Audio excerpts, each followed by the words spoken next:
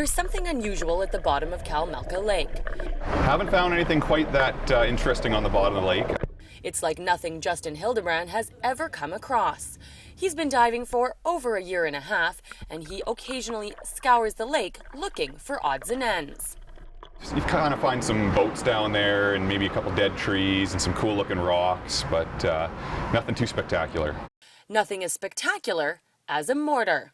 Swam down to the bottom, and I was on the bottom for a couple seconds, swam about 10 feet, and I saw something strange sticking out of the sand, and I was almost going to touch it, and I realized that it was a mortar sticking out of the sand.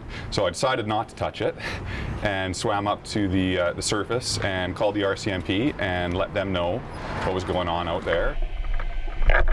That is when RCMP called in the military dive team to examine the supposed mortar that may or may not be explosive. They will do a little bit of research around it. I think they will use some electronic equipment. Is there one? Is there more? They have a couple options. They can recover it, bring it on land, deal with it, or the second option is they will deal with it right in the water. However, these explosive devices are not that unusual in the Vernon region, as some areas were used as a military base in the Second World War. But for those relaxing in Cosens Bay, where the mortar was found, it's a bit concerning.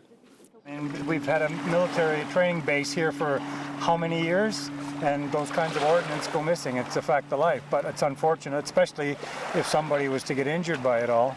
I wouldn't like to see that happen. It was a military area and is quite military area, so it's expected. I'm surprised they haven't found them all over the years, but yeah. No, that would really freak me out, and I probably would prefer not to know about it. I think that if I knew that they were out there right now and they were going on top of them, I wouldn't be very happy about it. The dive team hopes to recover the mortar on Friday, but urges the public to stay away from the area and not to go looking for the device themselves, as it is a public safety risk. Zielinski in Vernon for Castanet News.